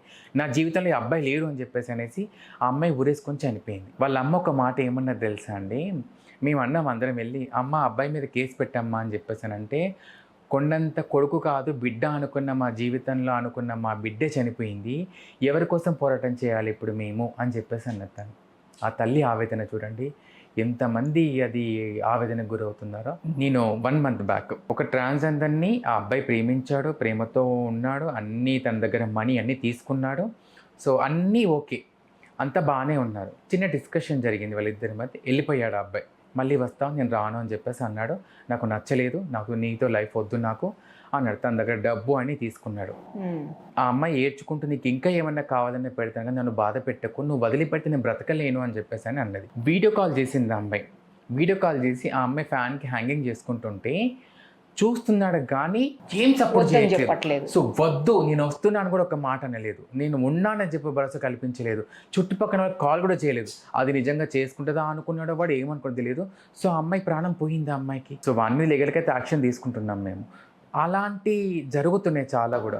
సో ఎట్లా అంటే మేము గుడ్డిగా ఇలాగే కుటుంబం ప్రేమకు దూరం అయిపోయి, మాకు వీడు భరోసా కల్పిస్తానని చెప్పేసి అని, వీడుంటే చాలు ఈ ప్రేమలో బతకొచ్చులే అని చెప్పేసి అనుకునే ఒక గుడ్డి ప్రేమ మా ప్రాణాలు తీసుకుందా కూడా. కొన్నిసార్లు పెళ్లి చేసుకుని కూడా వదిలేస్తున్నారు. అంటే పిల్లల దగ్గరకు వచ్చేసరికి ఇష్యూ అవుతుందా మీకు? మేము ముందే చెప్తామండి, పిల్లలు కూడా పుట్టినట్టున్నారు. లేదండి, ట్రాన్స్జెండర్స్కి పిల్లలు పుట్టరు. ఇదంతా కూడా ఫేక్ న్యూస్. కదా, ఒకసారి అయితే న్యూస్ స్ప్రెడ్ అయింది కదా అలాగా. న్యూస్ స్ప్రెడ్ అయింది ఏంటంటే అది మరి ఎలా అనుకున్నారో తెలియదు, ఏమనుకున్నారో తెలియదు. నేను బల్లగుద్ది చెప్తాను, ట్రాన్స్జెండర్స్కి పిల్లలు పుట్టరు. అడాప్షన్ ఆప్షన్ ఉంది, బంధువుల పిల్లల్ని చదువుకునే అవకాశం ఉంటుంది, కానీ మాకు పిల్లలు పుట్టే అవకాశం అయితే లేదు. ఒకవేళ అంటే టెక్నాలజీ చేంజ్ అయ్యి ఒకవేళ అలాంటి అవకాశం ఉంటే లక్ అనుకోవచ్చు, ఆ లక్ అని చెప్పి అనుకోవచ్చు. సో పిల్లలు అంటే పెళ్లి చేసుకుంటారు మమ్మల్ని, లైఫ్లో హ్యాపీగా ఉంటారు. పిల్లలు పుట్టరని వెళ్ళిపోవడానికంటే ముందు కారణం ముందే చెప్తాం మేము, మాకు పిల్లలు పుట్టరు, సో లైఫ్ లీడ్ చేద్దామంటే వాళ్ళే అంటారు పిల్లల్ని చదువుకుందాము అది దాన్ని అన్నీ వాళ్ళే అంటారు. ఈ ఫ్యామిలీ ఫోర్స్ వల్ల ఇప్పుడు ఇందాక చెప్పాను కదా, నువ్వు ఇలా ఆమెను పెళ్లి చేసుకున్నావు, మీడియా ముందుకు వచ్చేసావు, రేపు ఇంట్లో అక్క పెళ్లి కాదు తమ్ముని పెళ్లి కాదు అని చెప్పేసి అంటారు. ఈ అక్క పెళ్లి తమ్ముడి పెళ్లి అయిపోయాక మళ్ళీ వెళ్తూ ఇంటికి వచ్చేసి అని చెప్పేసి అంటారు కదా, వాళ్ళని మార్చేస్తారు. అయితే అయిపోతుంది అక్కడ అబ్బాయికి పెళ్లి చేసేయడమా అలా చేయడం ఇలాంటివి జరిగాయి. అలా తీసుకెళ్లి ఆ అబ్బాయికి పెళ్లి చేసి ఆ పెళ్లి ఫోటోలు వీళ్ళకి ట్రాన్స్ పంపించిన వాళ్ళ ఫ్యామిలీస్ కూడా ఉన్నారు. అట్లా ఇంకా అప్పుడు వీళ్ళు ఏం చేయలేరు, ఏం చేయలేరు. గొడవ అంటే ఇప్పుడు అదే మీరు ఇంటికి వెళ్ళి గొడవ ఏమని చేస్తాం, ఇప్పుడు అక్కడ ఉన్న అబ్బాయి స్ట్రాంగ్ గా ఉండాలి కదా. కానీ మా ట్రాన్స్ లో కొంతమంది అబ్బాయిలు ఇప్పటికీ పెళ్లి చేసుకుని లైఫ్ లీడ్ చేసే వాళ్ళు కొంతమంది ఉన్నారు. వాళ్ళతో అబ్బాయిలా అంటే ట్రాన్స్జెండర్స్ తో అబ్బాయిలు కొంతమంది పెళ్లి చేసుకున్న లైఫ్ లీడ్ చేసే వాళ్ళు కొంతమంది ఉన్నారు, వాళ్ళతో సర్జరీ చేస్తున్న వాళ్ళు ఉన్నారు, ఫ్యామిలీని ఒప్పించుకొని ఉన్న వాళ్ళు కూడా ఉన్నారు. అందరూ అలాగనే ఏం చెప్పలేనండి. ఎందుకంటే రీసెంట్ గా ఆంధ్రలో ఒక ట్రాన్స్జెండర్ పెద్ద ఆమె చనిపోయింది, వాళ్ళిద్దరు సర్జరీ ఉండడం కొన్ని అంటే పెళ్లి చేసుకున్నారు, ఇన్నేళ్ళు కలిసే ఉన్నారు వాళ్ళిద్దరు. ఆమె చనిపోతే ఆమె పక్కనే కూర్చున్నాడు తను. గ్రేట్. మాకు అది అనిపించింది, అరే ఇలాంటి వాళ్ళు ఉన్నారు. కానీ కొంతమంది ఫ్యామిలీస్ అర్థం చేసుకోలేక సో ఇలాంటి వాళ్ళ వల్ల అలా జరుగుతుంది తప్ప నేను ఒక్కటే చెప్తాను, మాకు పిల్లలు పుట్టారు, మా దగ్గర అమ్మాయి కంటే గొప్ప ప్రేమ ఉంటుంది, మీరు వస్తే ప్రేమగా చూసుకుంటాం మేము, కానీ మమ్మల్ని మోసం చేయకండి. మమ్మల్ని మోసం చేసే ముందు ఒక్కసారి మీరు కన్నతల్లిని గుర్తు చేసుకోండి, గంతే, అంతకు మించి ఏం చెప్పలేము. ఎందుకంటే అమ్మ నాన్న అక్క చెల్లి తమ్ముడు ఈ బంధాలు మాకు చాలా మాకు బలాన్ని ఇస్తాయి. అంటే వాళ్ళు ఉంటే ఆ బంధం మాకు ఉండదు కాబట్టి అబ్బాయి ప్రేమలో కొంచెం ఎక్కువ మరి డీప్కి వెళ్ళిపోయి తనే ప్రపంచం అనుకొని చనిపోయేదాకా కూడా తీసుకున్న ట్రాన్స్జెండర్స్కి ఒకటే చెప్తాను మీకు, నేను నీకు తోడుగా ఉంటే వాడితో ఉండు, నీకు నమ్మకం అనిపిస్తేనే వాడితో ఉండు. నీకు ఎలాంటి సమయంలో తోడుగా ఉండాలి వాడు, అరే నీకు డబ్బును ఆశించకుండా నిన్ను ఏది ఆశించకుండా తను నీకు ఉన్నాయన్న భరోసా కల్పించి నువ్వు తిన్నావా ఉన్నావా నీ హెల్త్ బాగాలేనప్పుడు కానీ నీకు ఎలాంటి సిచ్యువేషన్లో కూడా నీకు నేను ఉన్నానని భరోసా కల్పించే అబ్బాయి తోడుగా ఉంటే అలాంటి అబ్బాయిని యాక్సెప్ట్ చేయండి. కానీ డబ్బు కోసం ఆశించే వ్యక్తుల్ని కానీ కుటుంబం కోసం భయపడే వ్యక్తులు కానీ ఆ తర్వాత సమాజానికి భయపడి వెళ్ళిపోయే అబ్బాయిల్ని కానీ ట్రాన్స్జెండర్స్ దయచేసి ఇష్టపడకండి, వాళ్ళ జోలికి వెళ్ళకండి. మనకు మంచి లైఫ్ ఉంది, వీడు కాకపోతే ఇంకొకటి వస్తారు కావచ్చు నీ లైఫ్లోకి, అంతకంటే మంచి అబ్బాయి వస్తారు కావచ్చు, కానీ దయచేసి ఇలా వాళ్ళ కోసం ఆలోచించి ప్రాణాలను మాత్రం తీసుకోవద్దని చెప్పేసి అనేసి నేను ట్రాన్స్జెండర్స్ అందరూ కూడా విజ్ఞప్తి చేస్తున్నాను.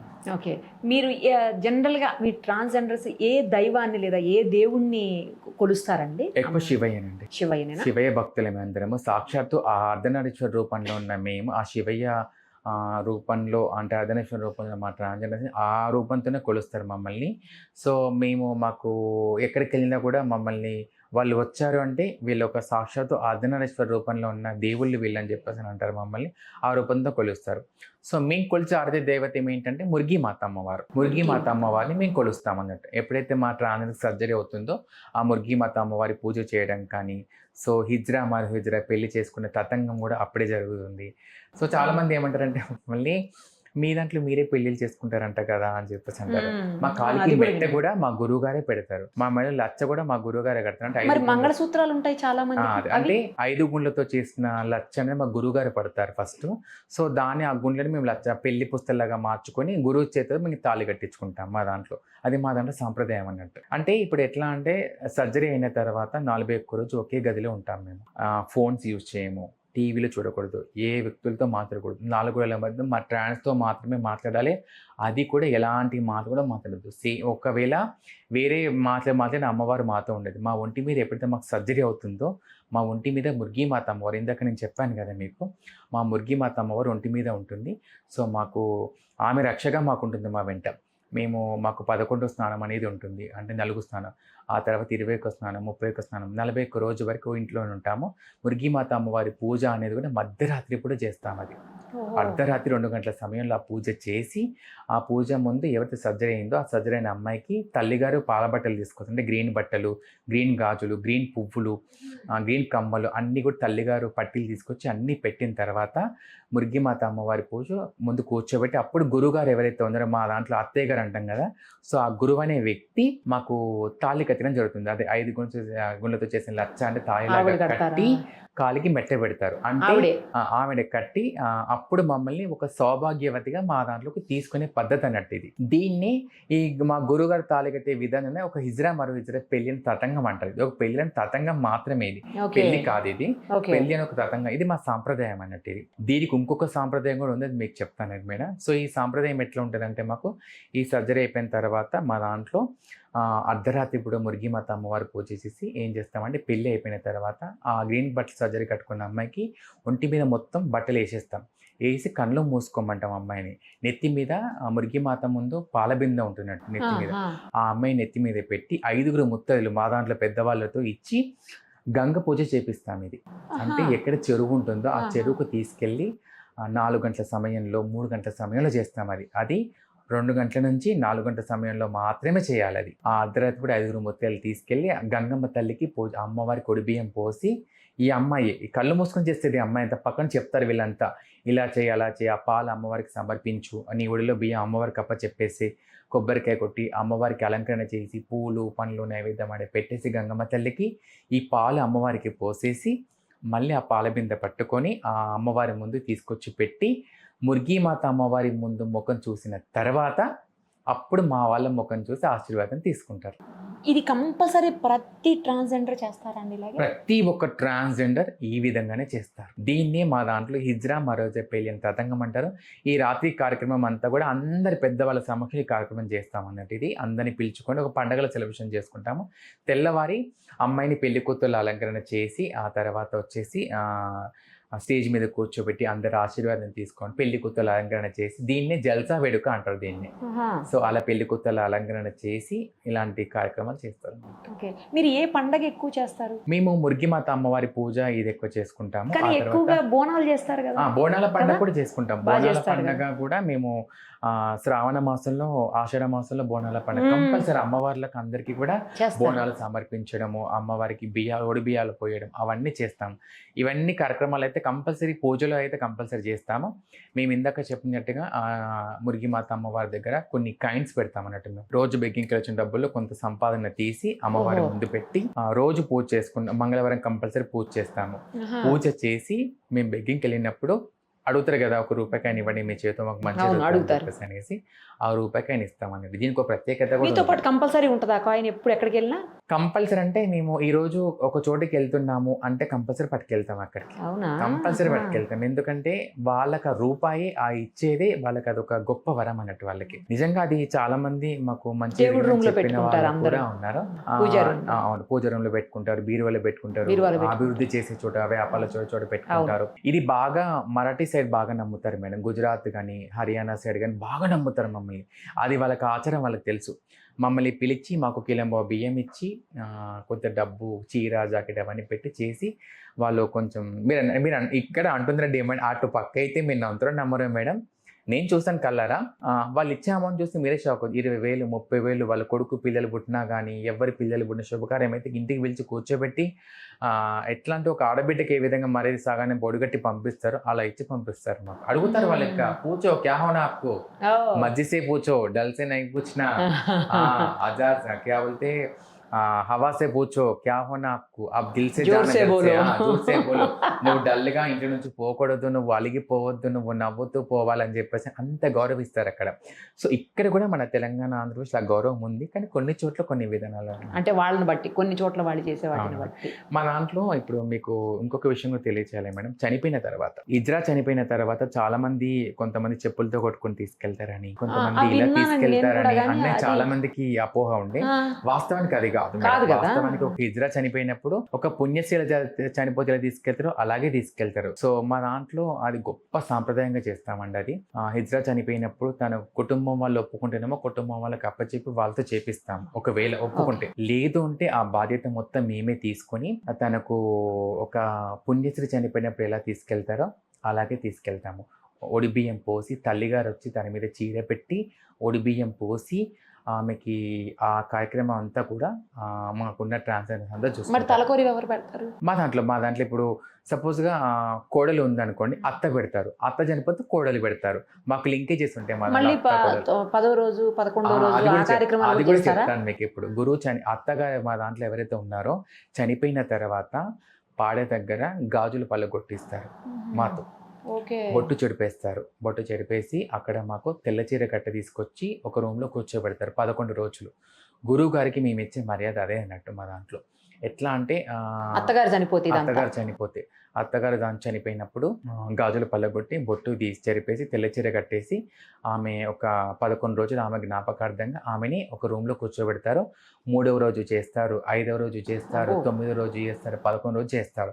ఈ 11వ రోజు ఏం చేస్తారంటే ఎవరైతే చనిపోయిన గురువు గారు ఉన్నారో తన పేరు మీద ఎవరైతే ముండబోస్తారో ఆ ముండబోసిన వ్యక్తికి మా దాంట్లో పెద్దవాళ్ళందరికీ ఆహ్వానం ఇస్తాం. ఇలా ఈరోజు 11వ రోజు చేస్తున్నాము, ఈ అమ్మాయికి ఇలా చేస్తున్నాము, విధవరాల్ని చేస్తున్నాము అని ఇలా మేము పుణ్యశ్రీ కూడా తీసుకుంటాం. దాంట్లో తీసుకుంటున్నాం, రావాలి అందరని చెప్పి మేము మా దాంట్లో చెప్పడం జరుగుతుంది. వచ్చే వాళ్ళందరూ కూడా చీరలు పట్టుకొస్తారు. చీరలు తీసుకొచ్చి ఎవరైతే ముండబోసిన అమ్మాయి ఉందో ఆమె చీరలు వేసి తల్లిగారు ఎవరైతే ఉన్నారో తనకు మళ్ళీ బట్టలు తీసుకొస్తారు.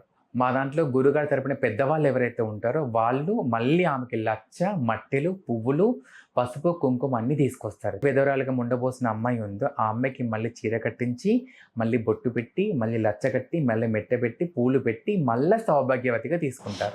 Okay okay.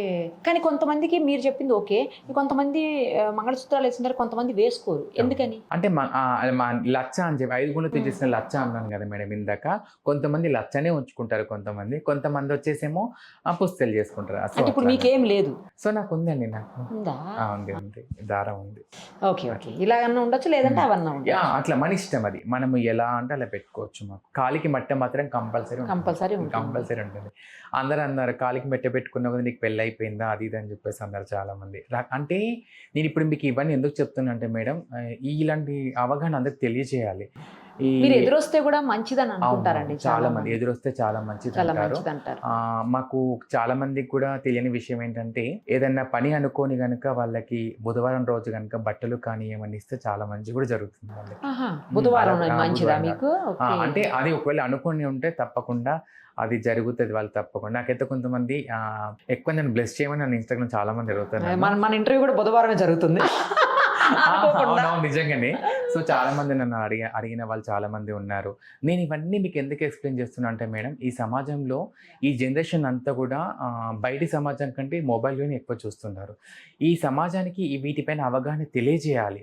ఎందుకంటే ఒక సౌభాగ్యవతికి ఎలా తీసుకుంటారు, వాళ్ళ సర్జరీ తర్వాత ఎన్ని బాధలు పడతారు, తర్వాత చనిపోయినప్పుడు ఎలా తీసుకెళ్తారు. మళ్ళీ ఇంకొకటి ఏంటంటే మా దాంట్లో మేడం హిందూ ధర్మంలో చనిపోతే హిందుత్వంలో చేస్తాం. ఒకవేళ ముస్లిం కనుక చనిపోయింది అనుకోండి ముస్లిం ఆచార పద్ధతులు చేయడం జరుగుతుంది. ఒకవేళ క్రిస్టియన్ అనుకోండి క్రిస్టియన్ ఆచార పద్ధతులు చేయడం జరుగుతుంది. అది కూడా వాళ్ళని అందరినీ సంప్రదించి అన్ని వాళ్ళ ఇష్టానుసారంగానే చేయడం జరుగుతుంది. ఎక్కువ మందిని చూస్తే అందరూ హిందూస్ లెక్కే కనిపిస్తారు ఎక్కువ. సో మీరు అన్నారు కదా ఇందాక తాళిబొట్టు వేసుకోరు. కొంతమంది మతాల క్రిస్టియన్స్ కూడా ఉంటారు, కొంతమంది మతాల్లో ముస్లిమ్స్ కూడా ఉంటారు, రోజా కూడా ఉంటారు, అండ్ క్రిస్మస్ సెలబ్రేషన్స్ కూడా చేస్తారు. మేము తింటామండి. అంటే నాన్ వెజ్ అంటే ఏదైనా ఫెస్టివల్స్ ప్రకారంగా తింటామండి. మీరు ఫ్యామిలీస్ లో ఎలా చేసుకుంటారో సేమ్ అదే విధంగానే ఒక ఫ్యామిలీలో ఒక ఆడపిల్ల ఎలా లైఫ్ లీడ్ చేస్తుందో మేము అలాగే లైఫ్ లీడ్ చేస్తాము. సో ఈ విషయాలన్నీ కూడా ఎందుకు తెలియజేస్తున్నాను అంటే అన్ని పండుగలు చేస్తారు, అన్ని పండుగలు చేసుకుంటాం. మా చేతితో రాఖీ కట్టించుకున్న అన్నలు కూడా చాలా మంది ఉన్నారు. అవునా? మా చేతితో రాఖీ కట్టించుకున్న అన్నలు చాలా మంది కూడా ఎదిగిన వాళ్ళే ఉన్నారు. చాలా మంది నన్ను కొంతమంది స్టూడెంట్స్ పిలిపించి రాఖీ కట్టమని అడిగిన వాళ్ళు ఉన్నారు. కొంతమంది చాలా మంది అడుగుతున్నారు మమ్మల్ని. అంటే గౌరవం అనేది పెరుగుతుంది. అంటే మనం ఇచ్చే రెస్పెక్టే తిరిగి ఆ రెస్పెక్ట్ పొందాలి అంటే మనం ఉండే విధానం బాగుండాలి. ఎగ్జాక్ట్లీ, కరెక్ట్గా చెప్పారు. ఆ విధానం కనుక మనం కాపాడుకుంటే రేపు రాబోయే తరానికి మనం అందరం ఆదర్శులం అవుతాం. కాబట్టి నేను అందరికీ ఒకటే మాట చెప్తున్నాను, దయచేసి మనలో ఉన్న అహంకారాన్ని కొంచెం తగ్గించుకోవాలి. మనం గౌరవంగా బ్రతికితే మన రాబోయే తరానికి మనం ఒక ఆదర్శంగా నిలబడాలి తప్ప ఈరోజు నువ్వు ఆవేశం చూపిస్తే రేపు ఇంకోటి కడుపు మీద కొట్టిన దానివే అయిపోతావు నువ్వు. సో అలా కాకుండా ప్రతి ఒక్కరం కూడా మనం హ్యాపీగా అందరినీ దీవించాలి. మనకు ఆ దేవుడు ఇచ్చిన వరాన్ని దాన్ని 10 తరాలు చెప్పుకునే విధంగా ఉండాలి. డాన్స్ కూడా చాలా బాగా చేస్తారు. డాన్స్ మా దాంట్లో చాలా మంది డాన్స్ చేసేవాళ్ళు, ఆర్టిస్టులు చాలా మంది ఉన్నారు మా దాంట్లో, మోడలింగ్ చేసే వాళ్ళు ఉన్నారు మా దాంట్లో, బెస్ట్ కుకింగ్ చేసే వాళ్ళు ఉన్నారు మా దాంట్లో, నాకు కూడా రీసెంట్గా నేను వంటలు బాగా చేస్తాను. అవునా? ఏం కర్రీ బాగా చేస్తారు?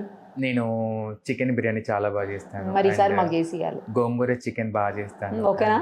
తప్పకుండా నా వంట మీరు టేస్ట్ చేస్తాను చెప్పండి, ఒక మంచి ప్రోగ్రామ్ అరేంజ్ చేద్దాం. అయ్యో తప్పకుండా చేద్దాం. తప్పకుండా నేను ఈసారి నెక్స్ట్ అది చేద్దాం. చేద్దాం తప్పకుండా. బిర్యానీ మా వంటలు చూసి చాలా మంది కూడా బాగా అభిషేక్ చేస్తున్న వాళ్ళు కూడా ఉన్నారు చాలా మంది. చేపల పులుసు చాలా బాగా చేస్తాను నేను. అవునా? బొమ్మ చేపల పులుసు చాలా బాగా, అది మా గురుగారు నేర్పించారు, మలయాళ గురు నాకు. స్వీట్స్ లో నేను పాయసం బాగా చేస్తాను. రైస్ పాయసమా సేమియానా? సేమియా పాయసం, రైస్ పాయసం కూడా చేస్తాను, అటుకుల పాయసం చేస్తాను, డిఫరెంట్ ఐటమ్స్ అన్ని కూడా చేస్తాను నేను. నాకు ఈసారి మీరు వచ్చినప్పుడు ఖచ్చితంగా పాయసం చేస్తే అవ్వాలి. మీకా? అవును తప్పకుండా.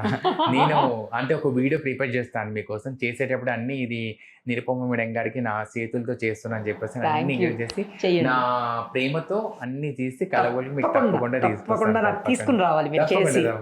అడగాల మేడం, అది మాకు ఎంత హ్యాపీ. అరే ఒక అక్కడ వెళ్తున్నారు కదా మమ్మల్ని, హ్యాపీగా మాకు అనిపిస్తుంది. తప్పకుండా తీసుకొస్తాను.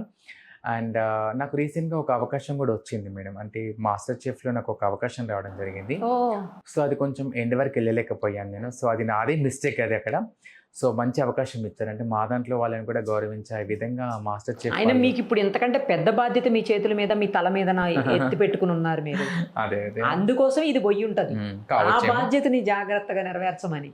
సో మాస్టర్ చెఫ్ అనేది చాలా మంచి ఆపర్చునిటీ మేడం. అవును కరెక్టే, కానీ పొలిటికల్ ఎంట్రీ ఇచ్చిన మీకు అది అంతా ఇంకా పొలిటికల్ సమాజ సేవలు ఎప్పటికీ ఉంటాను నేను. ఎన్ని నాకు అంటే నేను అనేది నాకు ఎన్ని టీవీ షోస్లో అవకాశం వచ్చినా, ఎలాంటి బిగ్గెస్ట్ ప్లాట్ఫామ్స్ వచ్చినా సరే మేడం, నేను తప్పకుండా ప్రజాసేవలో మాత్రం తప్పకుండా ఉంటాను.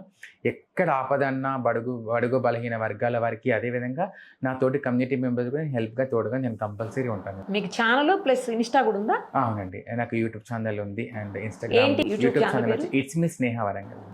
ఇట్స్ మీ స్నేహ అంటే దాంట్లో మనకు కొట్టగానే మన వీడియోస్ అన్ని వచ్చేస్తాయి. దానిలో అది ఇన్స్టాలో వచ్చేసి it's me Sneha Warangal. Same అది కూడా మేడం. చాలా మంది ఇన్స్టాగ్రామ్ లో చూడడం ద్వారా అండ్ ఫేస్బుక్ పేజ్లో చూడడం ద్వారా, నన్ను యూట్యూబ్లో చూడడం ద్వారా నేను ఫంక్షన్స్కి వెళ్తాను. నేను కూడా దీవించడానికి వెళ్తామండి. నేను అంటే వాటికి బెగ్గింగ్ పార్ట్కి వెళ్తూ ఉంటాను కదా, అక్కడికి వెళ్ళినప్పుడు నాతో వచ్చి వాళ్ళు సెల్ఫీలు దిగడం కానీ, నాతో వచ్చి వాళ్ళు మాట్లాడడం కానీ చాలా అనిపిస్తుంది. అది నాకు బూస్టింగ్ ఇస్తుంది. ఇంకా చేయాలి వీడియోస్, కోసం నేను ఇంకా మేమేంటో చూపించాలి, మాదన్న కల్చర్ని చూపించాలి, అందరు రెసిడెన్స్ చేసుకునే విధంగా తీసుకురావాలని చెప్పేసి అతన్ని ఈ రోజు ఇక్కడ దాకా తీసుకొచ్చింది. ఆల్ ది వెరీ బెస్ట్ స్నేహ గారు. ఖచ్చితంగా మీరు మంచిగా ఇంకా షైన్ అవ్వాలి. ముఖ్యంగా మీరు తీసుకున్నటువంటి కొత్త బాధ్యత ఏదైతే ఉందో పొలిటికల్ ఎంట్రీ, దాంట్లో 100% మీరు రాణించాలని, రాణిస్తారని ఆశిస్తూ థ్యాంక్ యూ సో మచ్ అండి. So much.